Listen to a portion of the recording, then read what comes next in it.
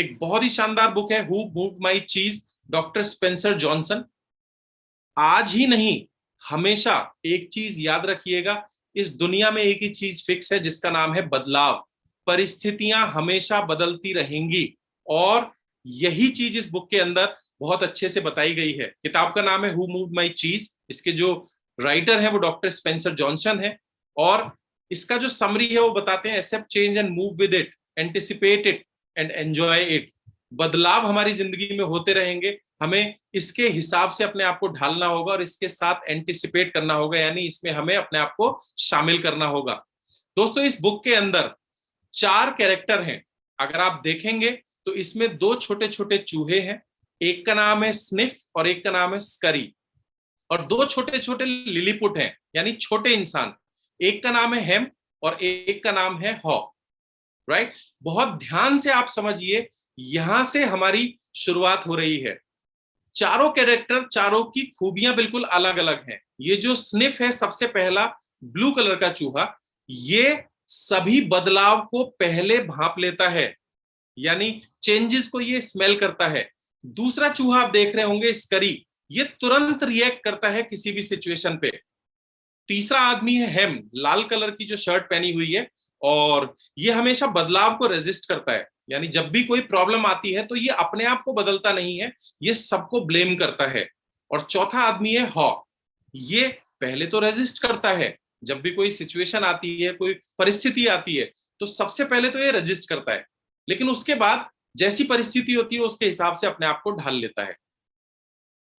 हमारे अंदर ये चारों चीजें छिपी हुई हैं, हम चारों इस तरीके से बिहेव करते हैं, चारों तरीके से बिहेव करते हैं।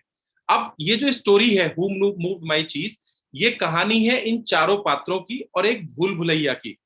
दोस्तों, भूल भुलैया क्या होती है? भूल भुलैया होती है जहां हमें अगले स्टेप का पता नहीं होता, और इस बुक में वो भूल भुलैया है हमारी जिंदगी। हम में से किसी को अपनी आने वाले लाइफ के बारे में नहीं पता, अगला पल क्या होगा वी डोंट नो। इस बुक के अंदर, एक भूल भुलैया के अंदर, ये चारों लोग रोजाना अपना खाना या अपना खुशी का सामान ढूंढते हैं। वो कोई जॉब भी हो सकती है, वो फूड भी हो सकता है, वो कोई रिलेशनशिप भी होती है। ये मेटाफोर है जो हमें चाहिए होते हैं। रोजाना ये सुबह उठते हैं और अपने लिए चीज ढूंढते हैं, चीज मतलब खाने की जो चीज होती है, और उस चीज को, ये एक इमेजिनरी बुक है, आप उस चीज को या तो अपनी जॉब समझ सकते हैं, कोई रिलेशन समझ सकते हैं, कुछ भी जो आपको सुख शांति देता हो। एक चीज ध्यान से देखिए, इन चारों लोगों ने जूते पहने हुए हैं। क्या पहने? शूज पहने हुए हैं। ये शूज का मतलब है आदमी काम पर है। आपने देखा होगा जब कहीं सड़क बन रही होती है तो बोर्ड लगा होता है मैन एट वर्क, है ना? तो ये लोग काम कर रहे हैं, ये इंडिकेट करता है कि इन्होंने अपने शूज पहने हुए हैं। तो ये हुआ इसका बेसिक समरी। अब आगे बढ़ते हैं। ये रोजाना सुबह उठ करके मेज के अंदर यानी भूल भुलैया के अंदर जाते हैं और अपने लिए पनीर ढूंढते हैं। ये आपका ऑफिस भी हो सकता है, ये आपकी रिलेशनशिप भी हो सकती है, हर वो चीज जिसके लिए हम रोजाना काम करते हैं। At the beginning of the story, there is a piece of cheese that the 4 characters eat. The cheese in the maze represent that what makes us happy, money, stability और good job. पैसा, stability या एक अच्छी नौकरी, ये हमें खुश करता है, तो रोजाना हम लोग उसकी तलाश में निकलते हैं। याद कीजिए दोस्तों, जब हमने पढ़ाई खत्म की थी और हमने एक नौकरी की तलाश की थी, हम एक भूल भुलैया में इंटरव्यू दे रहे थे, पता नहीं कहाँ लगेगी, क्या लगेगी, कैसे लगेगी। हमें नौकरी मिली, यानी हमने अपना चीज प्राप्त कर लिया। अब जब हमें नौकरी मिल गई तो चारों कैरेक्टर अलग अलग तरीके से बिहेव करते हैं। दोस्तों, वो जो दोनों चूहे हैं, पहला चूहा पनीर भी खाता रहता है और नजर रखता है कि वो पुराना तो नहीं हो रहा, और जो दूसरा चूहा है वो जल्दी से देख रहा होता है चारों तरफ कि अगर पनीर खत्म हो गया तो हमें, चीज खत्म हो गया तो हमें अगला कदम क्या रखना है। और वो हमेशा, दोनों चूहे जब चीज को ढूंढते हैं तब तो भागते ही हैं, लेकिन जब उन्हें चीज मिल जाता है वो खाना शुरू कर देते हैं, तो जूतों को गले में डाल के रखते हैं, क्योंकि उन्हें कभी भी ढूंढने जाना पड़ सकता है। वहीं पे जो दोनों छोटे आदमी हैं, लिलीपुट्स हैं, उन्हें जैसे ही चीज मिल जाता है वो अपने जूते फेंक देते हैं। और वो अपना घर भी वहीं बना लेते हैं, और अब उन्हें ऐसा लगता है कि हमारी जिंदगी यहीं कटेगी। माय डियर फ्रेंड्स, यही गड़बड़ होती है हम में से ज्यादातर लोगों के साथ। आप अक्सर देखिएगा, हमारी अगर दूर कहीं नौकरी लगती है तो हम अपना मकान भी वहीं बना लेते हैं, और हमें अब ऐसा लगने लगता है कि बस अब हमारी लाइफ सेट हो गई, अब हमारी जिंदगी में कोई प्रॉब्लम नहीं है। लेकिन ये जो ऊपर वाला है ना, इसका काम ही प्रॉब्लम भेजना है। क्यों? जिससे कि हमें ये ख्याल रहे कि हमारे हाथ में सारी सिचुएशन नहीं है, देयर इज समवन, कोई गॉड है जो सारी चीजों को कंट्रोल कर रहा है। खैर, अब ऐसी परिस्थिति में दोनों चूहे तो हमेशा तैयार रहते हैं किसी भी परिस्थिति को फेस करने के लिए, लेकिन ये जो दोनों लोग हैं ये कंफर्ट जोन में चले जाते हैं, ये अपने जूते खो चुके हैं, और इन्होंने एक छोटा सा मकान भी बना लिया है, क्योंकि रोज रोज इतनी दूर आना चीज खाने के लिए वो उन्हें पसंद नहीं था, तो चीज के पास ही इन्होंने अपना मकान भी बना लिया। अब इनकी लाइफ मजे में चल रही है। सडनली एक दिन क्या होता है, जब वो अपना चीज खाने के लिए आए चारों लोग, तो देखा वहां चीज नहीं है। अब इस सिचुएशन में दोनों चूहों को कोई टेंशन नहीं थी, उन्होंने अपने जूते पहने और नई चीज की तलाश में निकल लिए। इमोशनली ना तो वो परेशान हुए और ना ही वो खुश हुए। लेकिन जो लिटिल पीपल्स थे वो शॉक थे, वो अवाक थे, उन्हें इस सिचुएशन के ऊपर यकीन ही नहीं हो रहा था। वो बोले कि यार ऐसा कैसे हो सकता है, कल शाम को तो हम अपना चीज यहां छोड़ के गए हैं। याद कीजिए नोटबंदी, याद कीजिए जीएसटी, याद कीजिए कोरोना पेंडेमिक, और ऐसी परिस्थितियां हर वक्त हमारे साथ आती हैं जब जो सारी चीजें स्मूथ चल रही होती हैं वो वैसी नहीं रहती हैं। वक्त है, बदलता जरूर है, हमें उसके लिए तैयार रहना चाहिए। तो चूहे तो अपने काम पे लग गए, लेकिन इन दोनों लोगों की दिक्कत आ गई। हेम ने कहा वो कहीं नहीं जाएगा,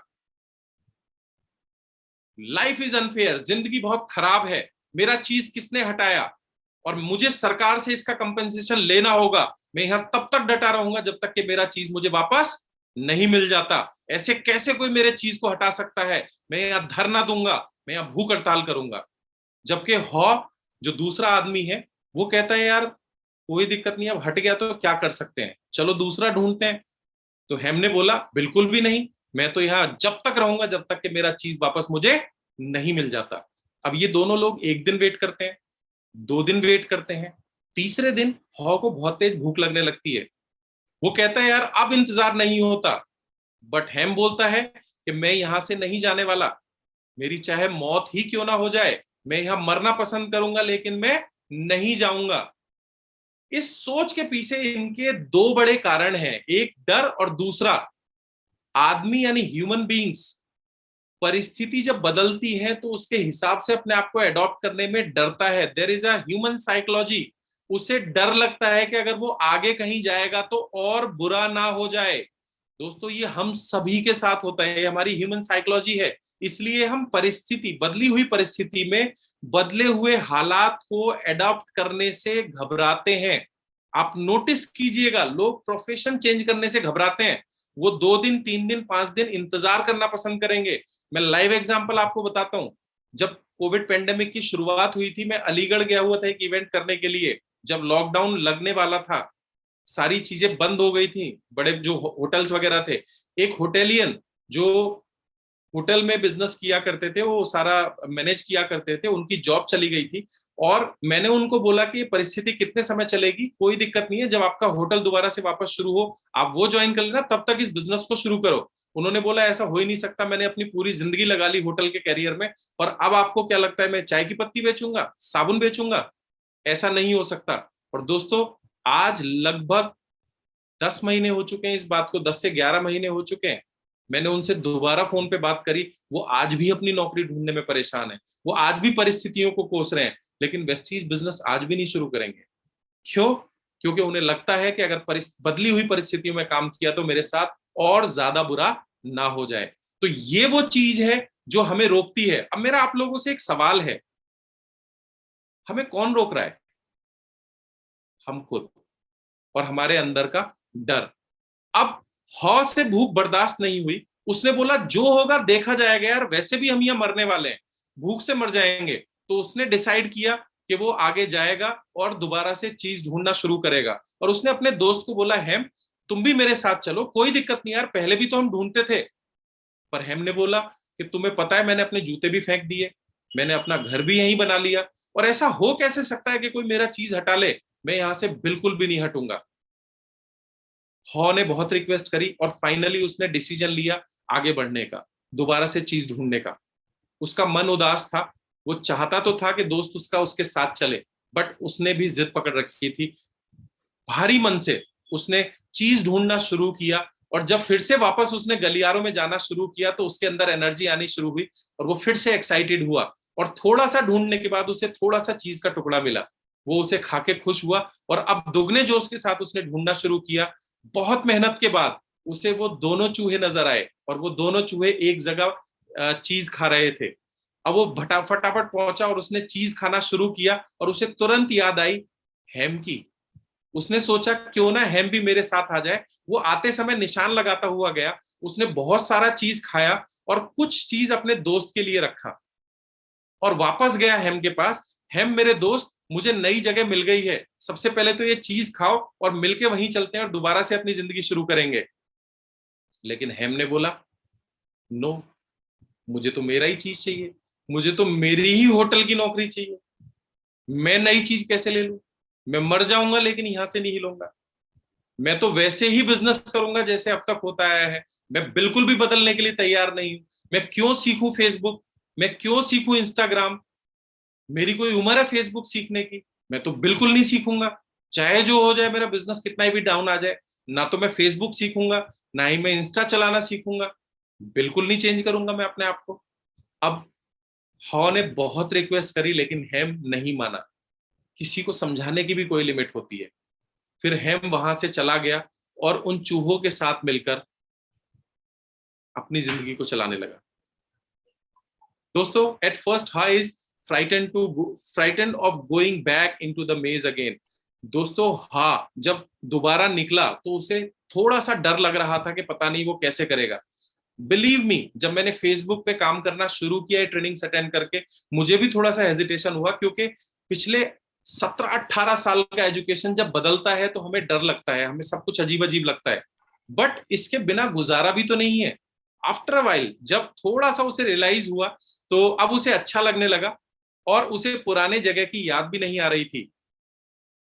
उसे चीज ढूंढना अब अच्छा लगने लगा। जब हम नए बदलाव को एक्सेप्ट कर लेते हैं तो नई चीजों में हमें काम करने में मजा आना शुरू हो जाता है। दोस्तों, जब हम कोई भी चीज को गिव अप कर देते हैं तो मेज हमें दोबारा से, यानी वो भूल भुलैया हमें दोबारा से मजे देना शुरू कर देती है। और स्निफ एंड स्करी याद करो, वो जो दोनों चूहे थे, वो तो कभी परेशान हुए ही नहीं। उन्हें चीज खाने से ज्यादा मजा चीज ढूंढने में आता था। एक चीज यहाँ पे मैं शेयर करना चाहूंगा दोस्तों, जब हम फेसबुक और इंस्टा के ऊपर काम करना शुरू करेंगे तो हमें शुरुआत में रिजेक्शंस मिलेंगी, लेकिन जिस दिन हमें ज्वाइनिंग से ज्यादा मजा ढूंढने में आना शुरू हो जाएगा ना प्रोस्पेक्ट्स को, उस दिन फिर हमें कोई परिस्थिति दुखी नहीं कर सकती। हमें अगर माइंडसेट रखना है तो स्निफ एंड स्करी की तरह हमें अपना माइंडसेट रखना है, जिन्हें खाने में भी उतना ही मजा आता है और ढूंढने में भी उतना ही मजा आता है। This time he enjoys the चीज but continues to go out every day to discover new parts of the maze। अब जो वो छोटा इंसान था उसने रोजाना चीज खाने के साथ साथ रोजाना चीज भी ढूंढना शुरू कर दिया। मुझे नहीं पता ये लॉकडाउन कितने दिन चलेगा, ये कोविड कितने दिन चलेगी, बट मुझे एक चीज पता है कि अगर मैं अपनी परिस्थितियों के हिसाब से अपने आप को बदल सकता हूं तो मैं कभी भी परेशान नहीं रहूंगा। और आज की इस मीटिंग का उद्देश्य भी यही है, हम समय की परिस्थितियों के हिसाब से एक्ट करें, काम करें। दोस्तों, आगे बढ़ते हैं। और जब पूरे प्रोसेस में हॉ ने ये सारा घटनाक्रम देखा तो कुछ चीजें उसने सीखी और उसने उन्हें उन दीवारों पर लिख दिया। पहली चीज, when you move beyond your fear you feel free. उसने सबसे पहली बात जो लिखी कि जब आप अपने डर से आगे चले जाते हैं तो तब आप फ्री महसूस करते हैं। अगर हमें फेसबुक चलाना नहीं आता, हम सीखें फेसबुक। अगर हमें कॉल करना नहीं आता, हम कॉल करना शुरू कर दें। जब 10 20 50 कॉल हम करना शुरू कर देंगे तो हमें डर लगना बंद हो जाएगा। एक चीज जो हॉ ने सीखी कि change happens and we must move with it. बदलाव होते रहेंगे और हमें इसके हिसाब से आगे बदलना होगा। We should anticipate change and be ready for things to change. हमें बदलाव के हिसाब से काम करने की जरूरत है और बदलाव इस सृष्टि का नियम है। We should monitor our current situation so we know when things are starting not to work. हमें अपने आसपास की परिस्थितियों को ध्यान से देखना है, करी की तरह हमेशा सूंघना है परिस्थितियों को। अगर परिस्थिति खराब हो रही है तो हमें अपने एक्शन बढ़ा देने हैं। दोस्तों, ये है बुक हु मूव्ड माई चीज, इसे आप जरूर पढ़िएगा। We should adopt to change quickly and let go of the old ways of doing things और द थिंग्स देमसेल्व्स। यानी हमें बदलाव के लिए तैयार रहना तो है ही, तेजी से बदलाव के लिए तैयार रहना है। एक वर्ड याद रखिएगा, तेजी से, क्योंकि अगर हमने बदलाव धीरे धीरे किए तो शायद देर ना हो जाए। ऐसा ना हो कि हम फेसबुक सीखें अगले साल तक और तब तक कोई और नई परिस्थिति आ जाए। तो हमें हमेशा परिस्थितियों के हिसाब से तेजी से बदलाव करना है और हमें अपने अंदर बदलाव लाने हैं, परिस्थितियों को ब्लेम नहीं करना है।